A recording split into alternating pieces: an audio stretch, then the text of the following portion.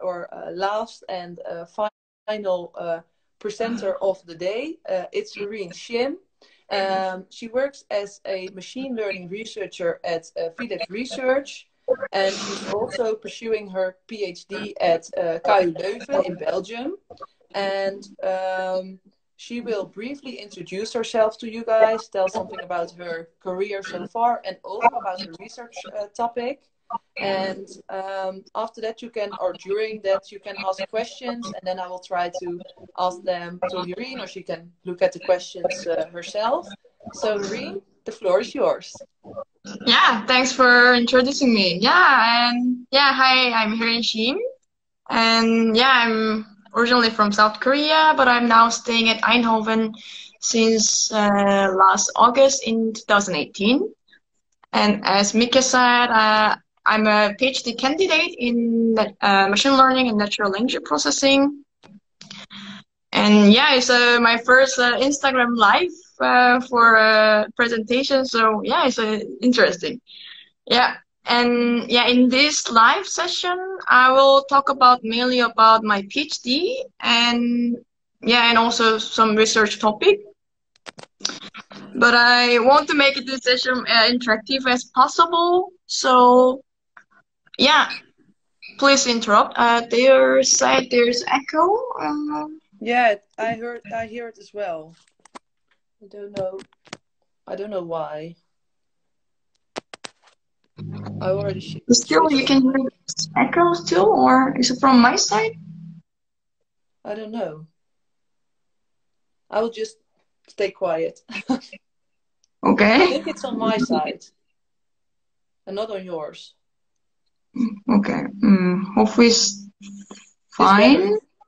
Okay, so then I will just hold with my hand, maybe because I put on my laptop, so maybe, So let's start. How can I start? So I think it's makes sense that I briefly introduce myself. Okay, good. No sound issues. So as I said, I'm originally from South Korea, and I got my bachelor and a master degree in electrical engineering. And during my master, I mainly focus on machine learning related topic and also deep learning architectures and techniques. And that at the time while I was finalizing my master period, I was looking into my next step, what we're gonna do after I get a master degree. So at that time, I was contemplating between two different paths. First one was an industrial path, and the second one is a research part, more academic research part.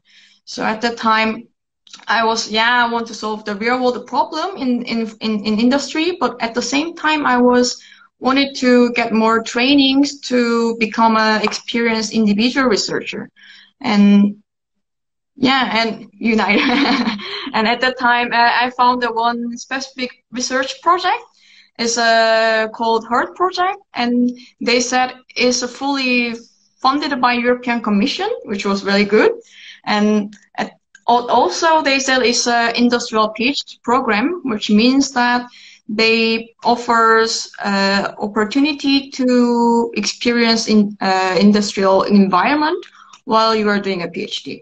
So it looks like for me at least it's the best from the both worlds. So I applied for the program, and luckily I got a position. So that's how I started my PhD. And so in the project, they have two different type of partners. So one partners from the industrial part, which is Philips in this context, and also academic partners. So KU Leuven are one of them. So for my case, I got hired by Philips Research, but I registered as a PhD student in KU Leuven. So actually, I have a two affiliation from industry and academia at the same time. So any of you have any question till now? Or because I thought many of you are young researchers or young students in your teenage or 21, 22, and so like that, so maybe I can if you have any question I can say something about that. Yeah, so that's how I started my research career in here in Eindhoven at the Philips. And yeah, the project, my role in my project was building activity recognition algorithms. And at the beginning, we were looking into the opportunity using a sensor signal. So, for example, wearable devices to detecting your heartbeat, or your mobile devices to tracking all your GPS to understand what kind of activity you are having. But at the same time, sensor signals are not perfect, especially to assessing a subject aspect or qualitative aspect. So for example, it's really hard to understand whether the users feeling any difficulties or how they feel during the activities. So that's the main reason why I look into the texture data in terms of, in form of conversation with users, because in that case, it's really easy just to ask a few questions to users. How do you feel, or do you have any issues? So yeah, with that question, then the user have more opportunity to describe about themselves in their own words.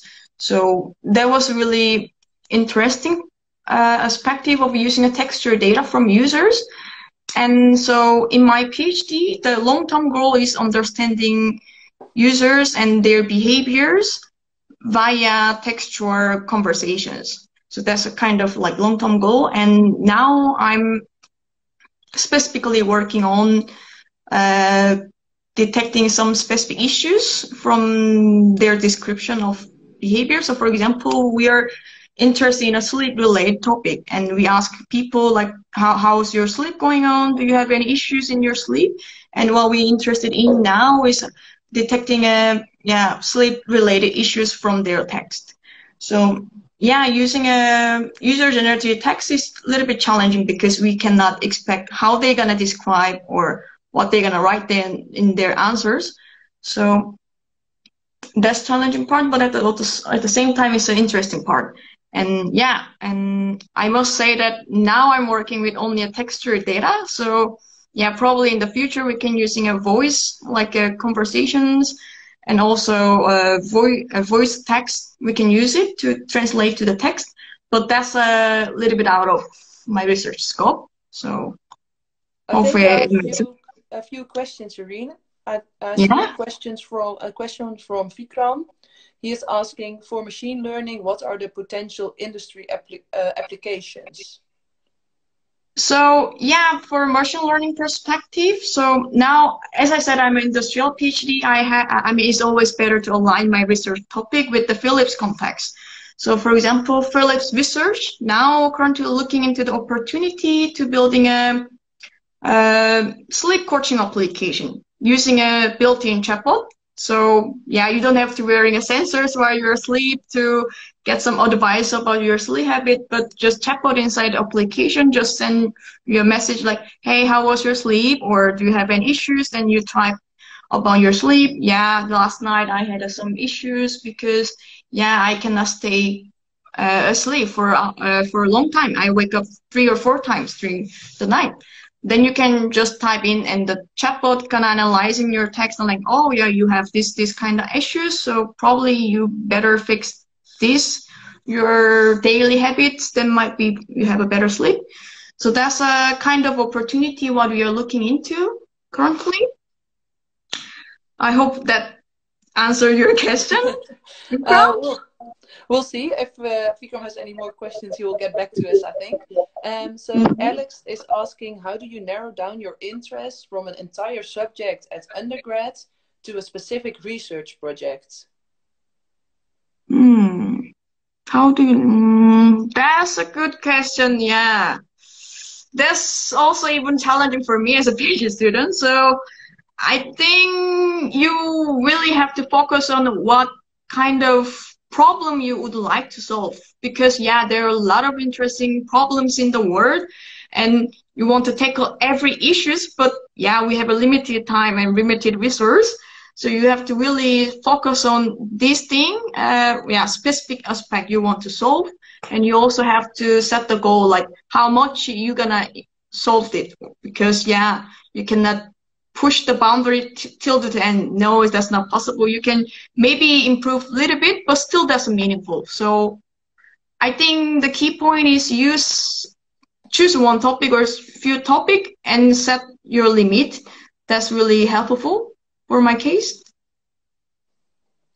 Yeah, and also, yeah, I got some more questions, so maybe it's good to... Yeah, we can scroll through them. So, Kartikeya says, do you have some career advice for someone who's thinking of joining the research field? Some sort of do's and don'ts? Oh, yeah.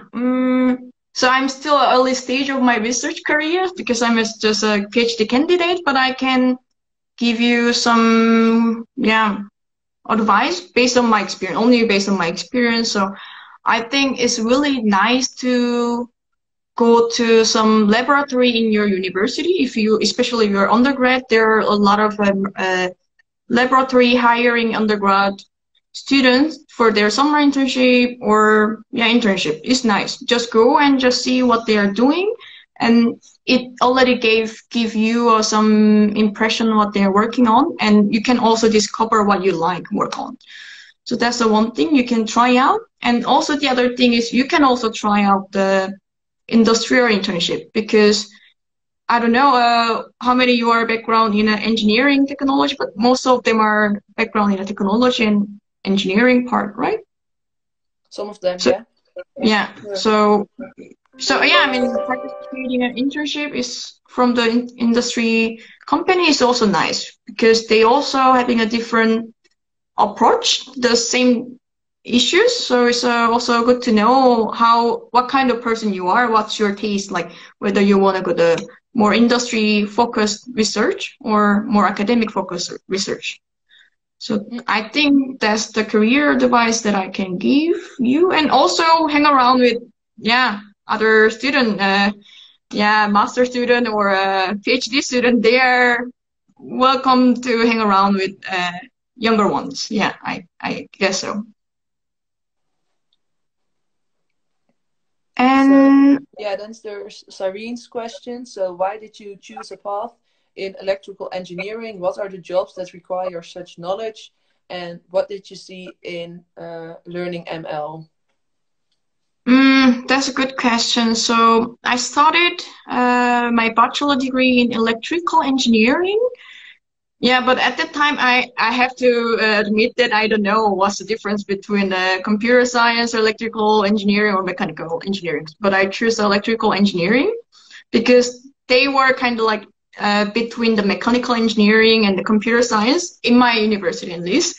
So I chose that. But I found that more machine learning related topics are interesting at the end of the bachelor degree. So that's the reason why I choose the machine learning related topic. And yeah, what are jobs that require such knowledge? Yeah, it depends on what kind of path you choose, because in my university, actually, there are 4 different paths in electrical engineering department.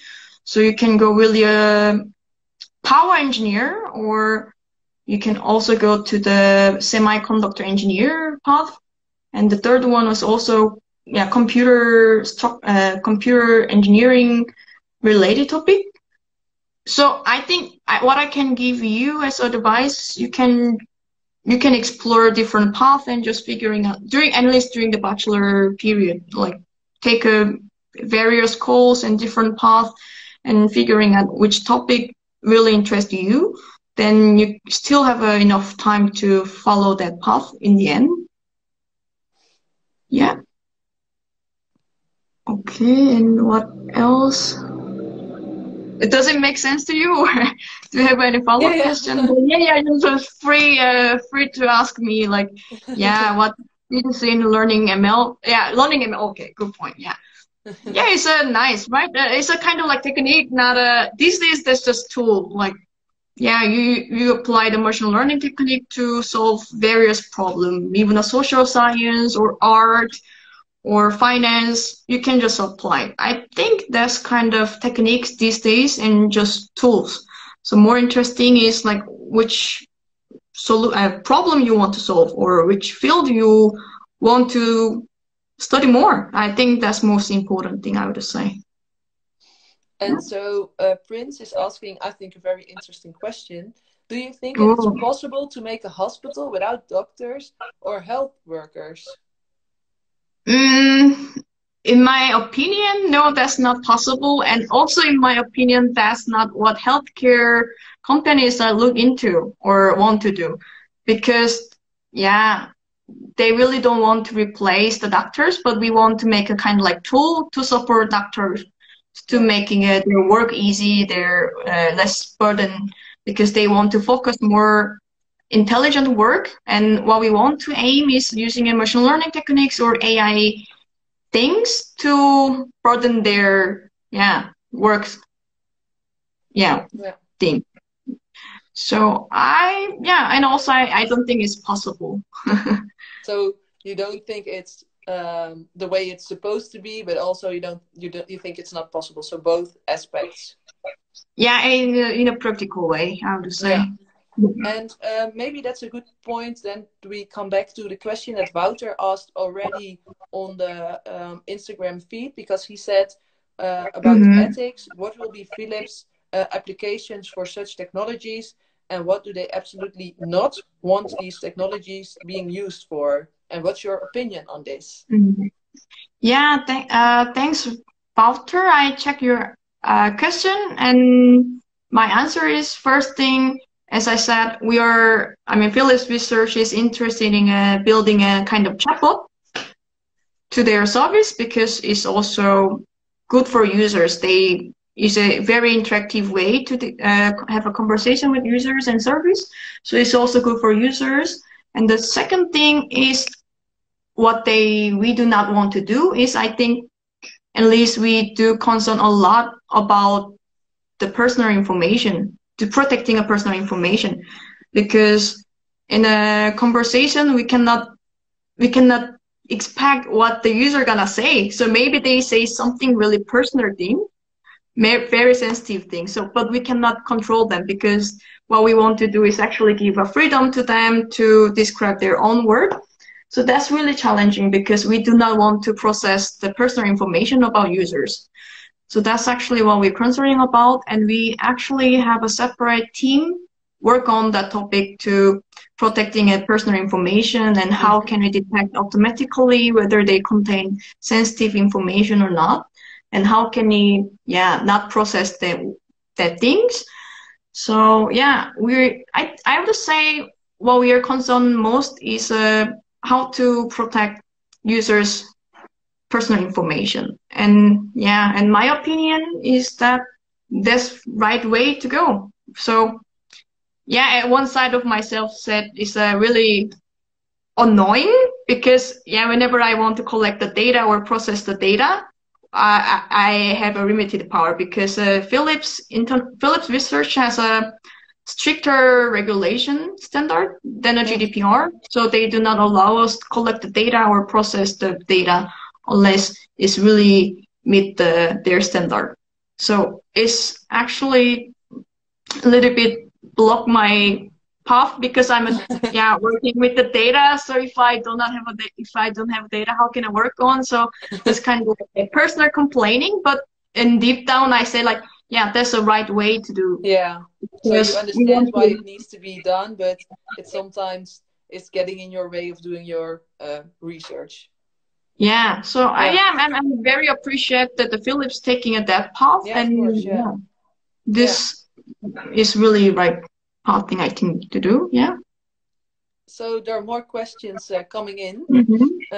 That's Ian nice. Says, I intend to undergrad at electrical engineering as well, but I want to understand what's the difference between a PhD in engineering and a PhD in other science area, for example. How does it work? Good question. So I'm not sure whether I'm qualified to answer this question because I think what you are asking is a PDN or just PhD in engineering part. Because I think in Netherlands there's a different type of PhD. It's a more like PDN, more focused on practical issues. But I think Ian is not from the Netherlands, so. Oh, okay. But then the just PhD in engineering and a PhD in other science. I think the gist of the PhD is same in any field. So I think the most important part in PhD is define the problem. You have to find the problem which is worth you spend some time. So either you're from engineering field, either you're from social science field or art or finance, there is always a problem, and still there are remaining gap people did not address yet. So I think in the sense, yeah, there's no big differences, I would say. Hope it makes sense to you too. If we don't, then we'll get a question again. Yeah. Vikram is asking, what type of language do you use in ML?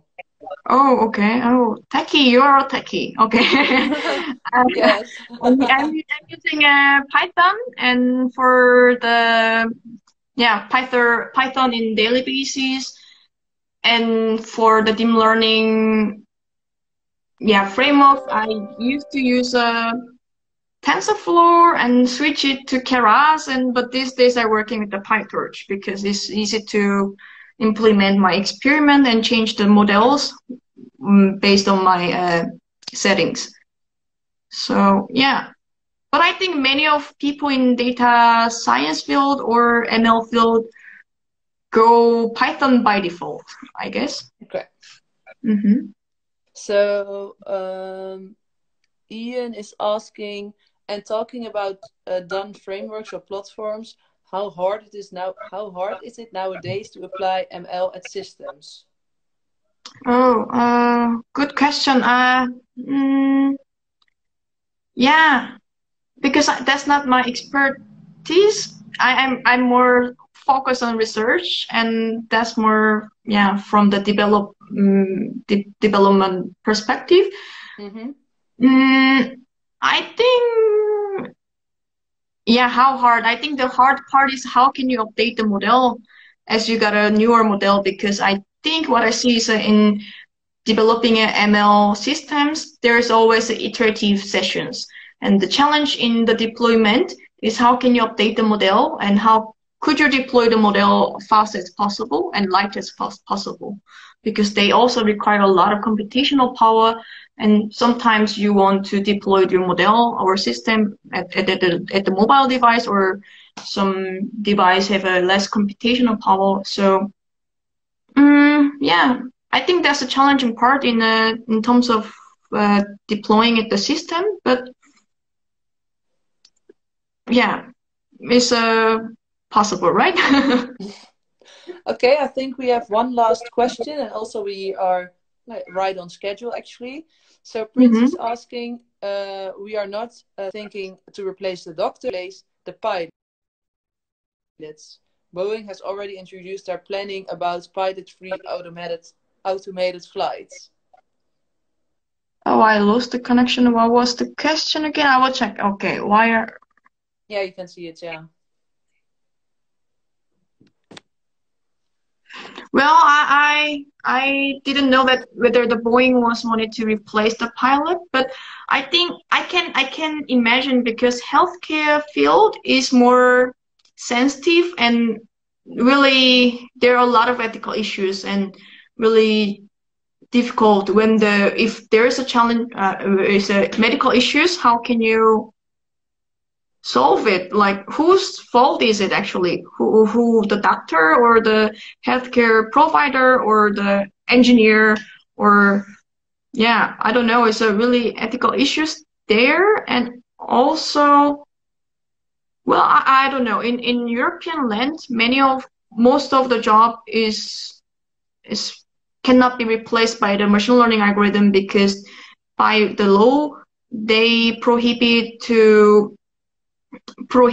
the final decision making by algorithms. So I think also Boeing also do not want to replace the human pilot, but maybe it's kind of like guiding systems, I guess. So just help them to have an auto driving while there is no specific issues. So So that's what I can say about it. Yeah. And what's your opinion on, you said the most Western countries, they have sort of European countries, they sort of have a policy that the final decision cannot be made by an algorithm.